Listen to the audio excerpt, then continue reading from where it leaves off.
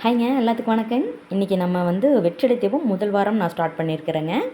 உள்ளத்திலே நீ இருக்க, உனை நம்பி நான் இருக்க, வெள்ளிமலையான் மகனே வேலையா, என் வாழும் வளம் காண கடைக்கண் பாறையா அப்படின்ட்டுங்க 2 முருகனை கொடுத்த அப்பன் முருகனுக்கு ஒரு நன்றி சொல்லிட்டுங்க, காலையில் சுப ஓரையில் வெற்றிலை தீபம் ஏற்றியாச்சுங்க. ஓகேங்களா. வெற்றிலை தீபத்தை பொறுத்தளவுக்கு நிறைய பேருக்கு நிறைய டவுட்டு. நானே இவ்வளோ நாள் எப்படி கும்பிட்றதுன்னு தெரியாமல் நான் ஏற்றல.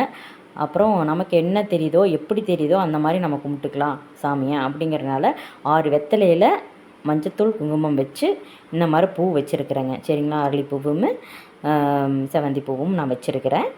அதாவது அரளிப்பூ சாமிக்கு வச்சுருக்கிறேன். முருகன் புதுசாக ஒரு முருகர் வாங்கிட்டு வந்திருக்கிறேன் பாருங்கள். எப்படி இருக்கிறாருன்னு சொல்லிடுங்க.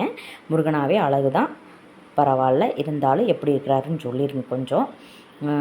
எவ்வளோ பெரிய பிரச்சனை இருந்தாலும் அப்பன் முருகன் கண்டிப்பாக தீர்த்து வைப்பாருங்க. சரிங்களா.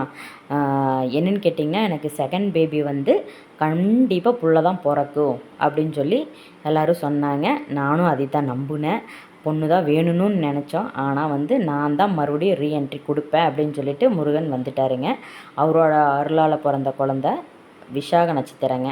அதனால் எனக்கு முருகனாக வந்திருக்கிறாருன்னு சொல்லி நம்புகிறேன். சரிங்களா. அப்புறம் பார்த்துட்டிங்கன்னா, நிறையா பிரச்சனையை தீர்த்து வச்சுருக்கிறாரு.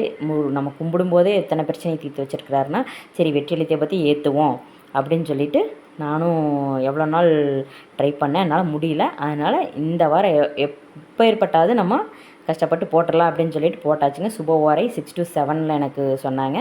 அந்த டைம் போட்டேன். நீங்கள் பிரம்ம முகூர்த்தத்தில் கூட போட்டுக்கலாம். இல்லை சுப ஓரை என்ன டைம் பார்த்துட்டு கூட நீங்கள் பண்ணிக்கலாம். நம்மளோட சௌரியத்துக்கு தகுந்த மாதிரி நம்மளுக்கு தெரிஞ்ச மாதிரி நம்ம கும்பிட்டுக்கலாம். அகல் விளக்கு மண் அகல் விளக்கு கூட வச்சுக்கலாம். நீங்கள் காமாட்சி விளக்கு என்ன வேணால் வச்சு கும்பிட்டுக்கலாம்.